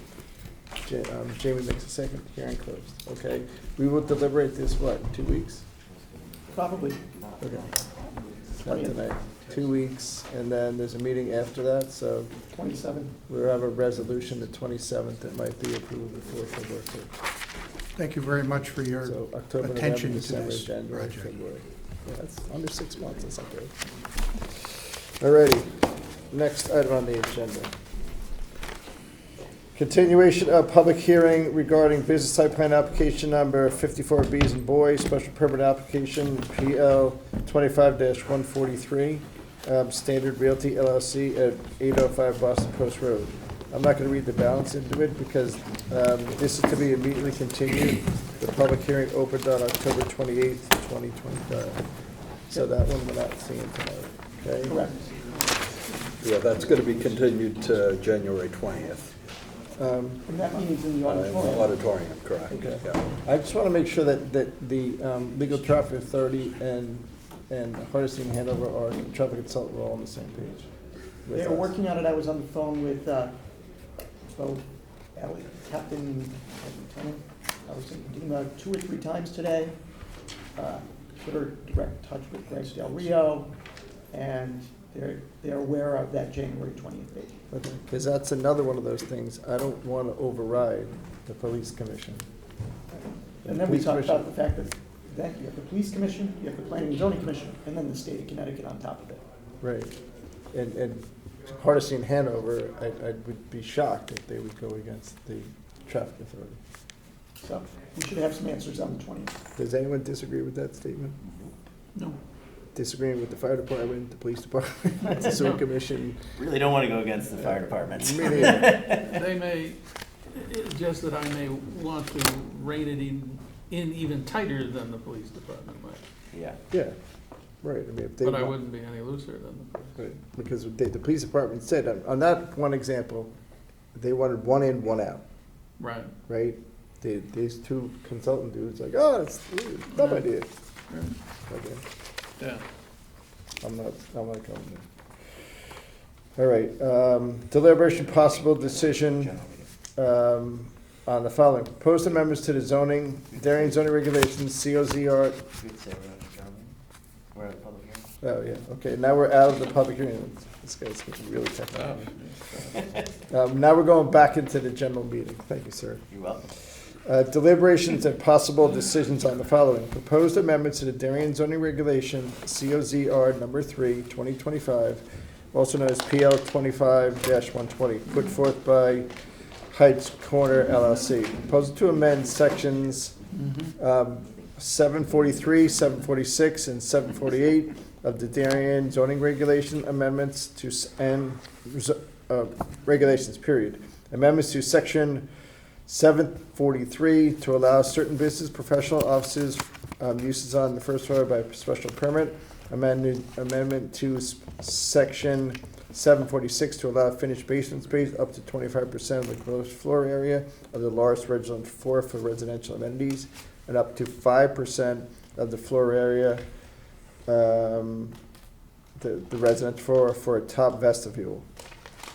Amendments to section 748 to add note G, which would require minimum plaza space of larger than 8,000 square feet or 10% of the lot area on lots of 2 acres or less. The full text of proposed amendments are on file and available in the Town Clerk's office and the Planning and Zoning office for inspection, and online at dariencT.viewpoint cloud. part was getting. Yeah, It was I think changed. it's just noticed, that's why. It That's was just the correct. same notice, but As we PL acknowledge it 25-140. in the The public draft. hearing closed on November 25th, 2025. This was the exact public hearing, Yeah. but tonight, Okay. the public knows, but what happened was they dropped the special permit amendment, which is the amendment to section 743 to allow Yeah. certain business on the first floor. The amendment to section 746 to allow 25% of the basement gross floor area, that changed down to 10%. They dropped the vestibule and on the roof, and the note G, which required the public plaza minimum of 8,000 square feet, that was dropped. So the only thing, in our package, we have a draft resolution here. The only thing is the 10%. Correct. Goes from nothing in the basement to finished base to 10% in the basement, which may allow these guys to have a golf simulator in the basement, which is very similar to the golf simulator they have over at Heights Crossing, by the way. They wouldn't need finished space for that, though. You should see this one, man. It's finished. It's cool. I stink at golf, and I've never been invited to play there, but let's have that come on for another one. No quid pro quo. You got to rent an apartment for $3,000 to use it. Oh, you know. So in our packets, we have a draft resolution dated today. Question, comments, typos, scrivener's errors on this one. It says adopted in part modifications with effective date of Sunday, January 25th. So the parts that were dropped were the ones that we discussed. Yep. Evolution of zoning text amendments, related business plans. So it says, The one in bold at the bottom, is that G? well, I was going to number 9 on page 3, which talks about it would allow basement amenity space limited by the residents of the apartment units, so I can't go into the one that's in Darien Crossing, without increased number of dwelling units, i.e. density. The maximum finished basement floor area of 10% is significantly less than the 50% of allowed for half-story residential zones. That's, I guess, the finding, right? You see it in bold on page 6. So that's number G is in girl. No. It's G. Oh, yeah, there, you got it right there at the bottom. No. Development sites were less than 2 acres on November 1st, 2025, that including set of dwelling units under section 585 or payment in lieu thereof, and including public plaza areas, the commissioner may approve the following: basement floor area totaling not more than 10% of the gross floor area of the largest residential floor may be allowed, provided such basement floor area shall be limited to the resident amenities for occupants of the residential units only. No dwelling units shall be located in the basement level. Basements, the next part, basements with finished floor areas approved under subsection G shall not be counted as a story. So that's a 10% basement. I still can't go in there unless I'm invited to rent an apartment. Okay. Any questions on this one? I would look for a motion to approve as written. Amy makes a motion, looking for a second. George makes a second. All in favor? You got your zoning amendments changed. Perfect. All right, that was easy. What else we got on here? Proposed amendments to Darien Zoning Regulations, COZR number 4, 2025. Proposed amendment of the zoning map, COZM number 2, dash 2025, also as PL 25-145, put forth by Xanadu Capital LLC. Are you recusing yourself, George? I am Okay. recused and out of here. You're not coming back? Okay. No. Okay, for the let the record show that Commissioner Riley has recused himself. Exiting the building. Exiting the building. Just as quickly as I can. Proposed amendment to section 462 of the Darien Zoning Regulations to remove the restriction that the design office multifamily residential overlay zone DOMR can only be applied to lots in the design office DO zone as of the date of the adoption of the section. Proposal to apply the DOMR Overlay Zone to 76 Tokeneke Road as shown on Assessor number 38 as Lot 2 in the Design Office DO Zone. The public hearing closed on November 10th, 2025. In our packets, we have a draft resolution dated today. It says it was put forth by the Achievement Fund. It actually is the tenant, right? The owner had changed They're the owner. ownership Mid-application. right? yeah. Okay. Xanadu was owned by the Achievement Fund or some. Yeah, that was, I did see that in the paper too. Any questions, comments, typos, scrivener's errors on this one? Nope. Just to note, during the hearing, I believe you were not here for, Steve. I was here. I thought you were going for this one. This is the only property this applies to. We had it Yes. review, so it can't apply to Yeah. anywhere else in town, Yeah. which I think we also mentioned to staff to have future developers include that list once, Yeah. Yeah, it's Jay very Klein, helpful. once Jay Klein set the precedent with, Yep, with the was it garages all Nielsen's- along with Nielsen's 95, yeah, property yeah. on, That was that it. road. Thorndale Circle? Thorndale. Now we want to see it everywhere when they want to do it, and I think it helps us, so they did their review here. So on page 3, at the bottom, it's at section 462 site requirements. The site shall be in design office zone at the time of this section was adopted. Those 4, 6, 8 words were deleted. And served by public water and sewer is sufficient. So that's the only thing this whole thing comes down to. Looking for a motion as approved. Jeremy's got That should something. be a strikeout there, right? Date of action? What we had this resolution ready, but we didn't have a quorum. So where you see date of action, Yeah. December 2nd, Yeah, you're Has right. to be- strike Yeah. that out, and it should be these two, should be January 6th for both. Yep. Good catch. So the December 2nd, 2045 goes away. Right, that was the Yeah. only change, and you can Right. see that the effective date is January 25, 2026. It's noted on page 1 and page 3. Good catch. Yep, thank you.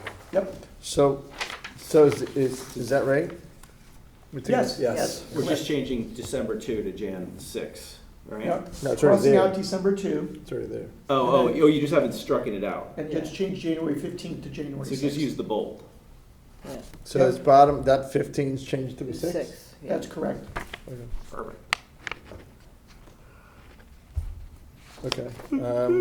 Looking for a motion to approve as edited. Adam makes a motion, Jamie makes a motion, Adam makes a second. Get in there. Jamie's in the game. In the game. All those in favor? 4-0. We're not dead. Okay. That's done. Yeah. Next item up for bid. Special permit application number 262, B as in boy, also known as PL 25-146, Xanadu Capital LLC at 76 Tokeneke Road. Proposed to establish 3 residential apartments on the upper floor of an existing building on the property and enable the placement of a designed office multifamily residential overlay zone on the subject property, DOMR. Under a separate application which is known as PL 25-145. The public hearing closed on November 10th, 2025. In our packets, we have a draft resolution for this special permit to be put on the property. They're establishing 3 resident apartments on the upper floor, and if you drive by the building, there's a sign that says for lease for the office space on the ground floor. Date of action is correct, it's dated today, publication. Okay, Yeah, This is right. That's I right. will just note that number Yeah. 6, Throw the that up local for Fred. review and approvals, Huh? the local reviews and approval of the crosswalk, we said that wasn't necessary. Yeah. So there are times where we hear both sides and say, yeah, we don't Don't need wanna that do it. with local traffic authority. Oh, they wanted to sell. And that it. was They wanted one to- of them. It's just, you know, Fred, paragraph 5, I'm sorry to do this, because this was written again assuming an action on December 2nd. So if you look at paragraph 5, it says, these amendments were approved by the Planning and Zoning Commission on December 2nd. It should be January 6th, 2026, and will take effect on January 25th, 2026. yeah. Okay. So that's page 2, paragraph 5. Yes. 5. And then I did mention to Fred, there's a minor typo On page 1. on page 1, where with stipulations has no space. Yep. Oh, that's what you were pointing to. Yeah. Got it. Okay. Otherwise, looks good. Those are, we corrected some typos and scrivener's errors. Okay. With that said, I would entertain a motion to approve as edited. Amy makes a motion. Adam makes a second. All in favor? 4-0. Approved. Fantastic. Get some apartments in there. You put something in that building. That building is vacant for Yeah. years. How long have you lived in town? 17. Since the. Yeah, I think somebody was in there when I The first guy who moved. built it. Yeah. Yeah, I wouldn't have been- deliberations on any public hearing closed on January 6th. We're not gonna do anything tonight. The next is chairman's report. The only thing I wanted to say about the chairman's report is 2 things. One We're not is, doing these minutes? those come up next. Oh, I'm sorry. That's okay. The other one, relative to that is, during the Christian break period, I sat down with John Zagrodsky and David Genovese, and I think you were there too. Were you there too? Just to go over the burying of the power lines. Yes, we Yeah. talked about that. The power lines on Heights, on the Post Road are all gonna be buried. A lot of them are buried in the back. In the sidewalk that I don't think was there. And the sidewalk that's in front of the building before you get to the street is about, I think it's 12 feet wide. Inside that sidewalk, I think there's 12 or 24 conduits, plastic pipes. So all of the fiber lines and cable lines and all that hocus pocus is coming off the power lines and going into these conduits that are in the sidewalk. That's why if you look over the fence, you see a bunch of dirt that might be filled in now with cement. But that's where all those lines are going. And then the other power lines are gonna go off of the building. Some are in the back behind and some are going across the street. They're gonna replace 2 telephone poles on the other side of the street and move a power line on the other side of the street. There was transformers and whatnot. They're not getting deep into where the wine store is or Darien Sports Shop is and all that stuff. There was all kinds of easements and stuff that they had to do. Go in the back of the buildings here, and they couldn't do it. You have to get like lender and sign-offs and all kinds of contingencies and whatnot, and they just said, and Con Ed, or I always call them Con Ed, Eversource come up with a better idea, just to move them from here to there, put in 2 new telephone poles, and there's already a transformer that's up on a pole instead of the parking lot, and they can do it right now, because we couldn't hold up the project for basically 8 months. So on David's side, there'll be no poles, No poles. and on the left side, there'll be no poles except for in front of wine cellar and the No, there's- playhouse. the poles are there today. One of the poles, I think, is gonna get a transformer put on it, and there's another new pole that's going there. Will there be a path to eliminate those 2 poles eventually? Yes, Okay. yes.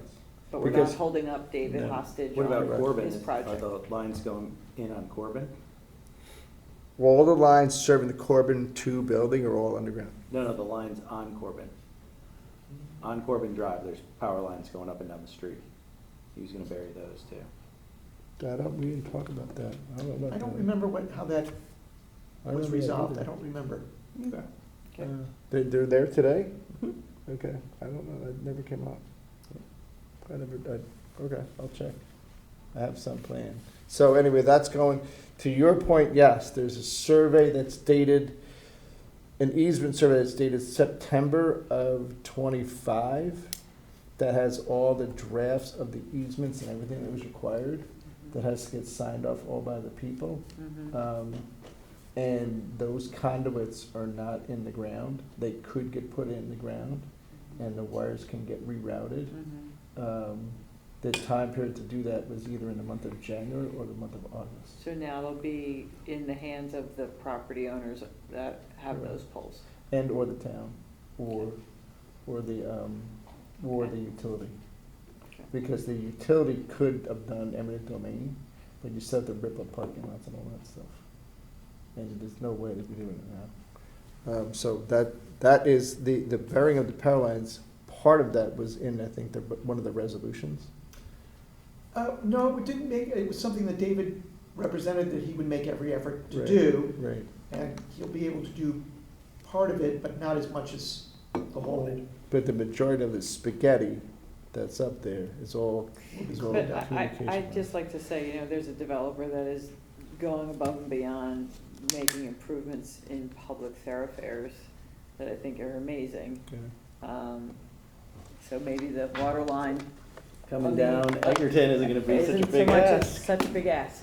Especially if we're doing Yeah, anyway, my. fee in lieu of affordable housing. Makes sense, yeah. And then the last thing that I did over break is part of the Bill 8002 went into effect. So I went over to, with some other people, including Jamie, to Amy Zabatakis' office. We came up with an idea to get together to go over that bill and Yep. what is effective as of January 1st. What's effective? Was it March 1st? Is the other I day? think it's July. Yeah. January 1st, July 1st. Yeah. And Fred did a memo on it outlining everything. But the reason why Amy Zabatakis is very important, she's the chairman of the Planning, Zoning, and Housing Committee of the RTM. And the RTM's got to sign off on some of this stuff. So if we can feed the information to her, she can give it to her committee, and when it does come up, there aren't any hiccups. The other thing is Amy, about at least a year ago, maybe 2 years ago, said that she would love to help us out reviewing all these bills. And I think that bill is, what, 192 pages or something like that? Yeah, it's not quite that long, but, And I yes. didn't read the whole thing. You know, Yeah. As Amy being chair of PZNH has invited Francis Pickering to come to, Francis being the West Cog Executive Director. So I think she's gonna try to get him to Zoom in at an upcoming meeting, probably in February, to tell her group more about the bill. Francis Pickering's a really nice guy. I've had lunch and dinner with him probably a half a dozen times. The dude is really, really smart. He's involved in some of the discussions amongst the politicians to get some of these things that are in these bills in, out, improved, and sideways. And he also brings in some national perspective on things. The thing about national things is some states and some areas do it a way that for years, and it's never been proven that what they did is correct, like New Jersey or California or something like that. And the last thing I'm gonna do, because they said, oh, you know, New Jersey did it, you know. New Jersey's having lawsuits all over the place, so Yeah, it's not like we're really gonna follow what New Jersey did. That's why some of the letters we write, it goes, and I think he does a pretty decent job. Is there anything else we did during break? That's pretty We were much it. busy, but that's pretty. Yeah, those are the two big highlights where I got dragged into it. And Jamie read that bill frontwards and records too, and I thank you for that too.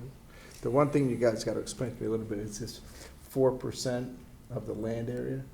Yeah, that's something we're gonna really, when we talk at an upcoming meeting about kind of what we, staff and commission can be doing in 2026, certainly that's part of the problem is you can have anything you want planned, but when the state says this needs to be done right away, everything gets moved along. And the state said that we have to have 4% of our land area as zoned as. Don't have to, but you can, I think is my. I thought the one that's up to 8%, that we could It's up to 8, but pull it's out 4 from and the 4, parking. right? But it's Yeah. two separate Are we talking parcels about of 4%. Yeah, 4 and 4, but Mhm. is that what you're talking about? Yeah. Yeah. Right, With those are every called parking traffic restrictions, mitigation Yeah. districts where you can impose a parking Yeah. requirement To say, on hey, local buildings rules of apply less here. than 16 units. Local rules apply Right. in these, Yeah. you know, Correct. zones. Got it. One of the things, I've told you guys this a million times, I read zoning codes for kicks. I mean, that's what I get paid for a living to do. And one of the things that's in this bill is they're really pushing for the fee in lieu of parking. You know, it's not build any parking for our apartment building and give the town, you know, X number of dollars for that. The same we do the fee in lieu of for apartments. New Canaan does that. I didn't know that until recently when I read the New Canaan zoning code. And New Canaan, they take $11,500 per parking space. That's their fee in lieu number. A parking space in a parking garage costs about $75,000. I was gonna round say a figures. lot more than that. So if someone's giving you a check for 11 grand, A and you gotta lot cover more the than other that. 65 grand, Doesn't make any sense. it makes no sense. So, The other- and there are no parking garages in New Canaan. There's just parking lots, you know.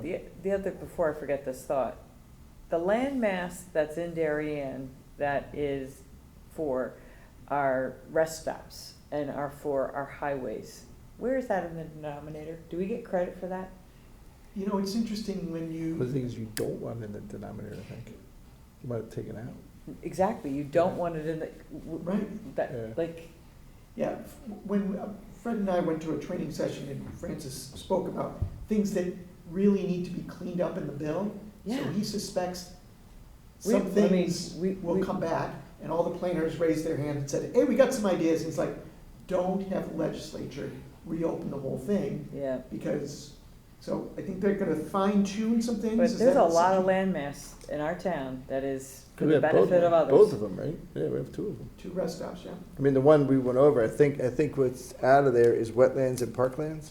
You know, Right. wetlands. and What's Great Island, and what is Mhm. Highland Farm. Highland Farm? They're not, yeah. I don't know. So we got some work to do over the next couple months Got to do some mapping and map and bring it back to the commission and do the math on it. It's a good point. And there are some spots that Jeremy's already identified that would be a good spot for that. We can talk about that at another day. But, you know, we'll see what happens. That's it for me. Director's report, anything special you want to go over? No, nothing to add. Okay. Approval of minutes. We got 3 sets of minutes to go through. November 10th, 25th, and 2nd. So we'll do them in order. November 10th. I was there. That's when Neil had a long meeting with us and stuff like that. First one, the election. Yeah. Yep. I would be remiss to not note our recused member wanted me to say about page 2 where we talk about the election of officers. He would like it to be changed from blight committee and the last paragraph to blight review board. Thank you. Because it is not a committee. It's mentioned twice in the first sentence and the second sentence. Just blight, instead of blight committee, just blight review board. You have it right in the header title of it or whatever, but other than that, the minutes look good to me, and I did not catch that when I read it, so Yeah. that was a George Riley catch. He's on the board, He's right? He's on the board. Yeah. Okay. and Not a committee. Very, very particular about making sure it's known Just like that the- it's a board and not a committee. Just like the architecture review board's not a commission. Exactly. Flipping boulders. Any other changes? The rest of these things are good. Nope, all good. All good on that. You're like Hexit. These are great. All right, anything else in this one? We got a resolution that you can't change anyway. Okay. Wow, these are good. Looking for a motion to approve as edited? Or that's actually amended. Amended? Yeah. Amended. Amy makes a motion, looking for a second. Adam makes a second. All in favor? Boom. 4-0. 4-0. Thank you. Next item up for bid. Minutes on November 25th, 2025. Everybody here was there. 1, 2, 3. Everyone was there. That's another meeting we had on Heights Corners. But it's amazing how the public doesn't speak on some of these things anymore. Standard, but we also talked about the gas station thing. Another resolution, can't change that anyway. What else, another resolution? On the, The notices are the only thing left in the Darien Times about Darien. you're really beating on that. It's going Yeah. downhill. They don't even put our sports in it anymore. I paid 99 cents a year. Yeah, I know. Motion to approve as submitted, looking for that. You want to make a motion? Amy makes a motion, looking for a second. Jamie makes a second, all in favor? Good. Approved as drafted. Next one, approval of minutes on December 2nd, 2025. I was not at that one, right? I think I was down in New Jersey at a You were meeting. at the Rutgers game, I believe. It was a meeting, right? Yeah. They were meeting. We had some mandatory referrals. Town of Paints Constitution, Neil spoke again. Yep. That was the mandatory referral for the parking lot, right? Parking lot and an extension on the beach. And then, the church lot. Yep, Yeah. St. Paul's. Yeah, St. Paul's. Yeah, that's a big one. I have that file with me. All right, any questions, comments, typos, scribblers, errors on this one? Nope. Okay, looking for a motion to approve as submitted. I think Jamie made the motion, Adam makes the second, all in favor? 4-0. Fantastic. All right, then the next thing is upcoming meetings. We want to add a meeting on January 13th, a special meeting. And then we have meetings on the 27th and 26th. I think there's only one topic on the special meeting. Is there- Executive session, yes. Yeah. We're in executive session with Shouldn't be that long. Patty Gout. Gout? Is that it? Yes, Patty Yeah. Gout. That's pretty. So And everyone's this- okay with this that? needs to This be week in from today? person? What's that? Is it, Yeah. it should be in person? Yeah. Then the 20th and the 22nd, anything special coming up on those dates? The 27th, there's going to be 5 public hearings. We think that they're likely to all be uneventful. Is that the sense you get, Fred, for the 27th? Yeah, more or less. And then the 20th, I got to talk to Neil, they mo- might be are they- back on the 20th? Are they mostly residential or commercial? Yeah, all residential. Okay. On the 20th, Neil was scheduled. He might postpone. We have the continuation of public hearing on 805 Post Road. We have a couple people coming to you informally with presentations. David Genovese will be here about minor amendments to the Corbin District Phase 2. And then we have a proposal from Weber Country Club for some outdoor changes to their patio in the back. And an interesting proposal up at Oxridge Riding and Racket Club. Oh, yeah, okay, So, pretty full night, but nothing crazy. okay, cool. That's that, and then, well, we'll talk about it next time, right, that's fine. Anything else, were everyone good? So with that said, I would like to entertain a motion to close. Ian makes a motion, Ad makes a second, all in favor? Here's good, thank you, TV 79, thank you, Karen. Exactly.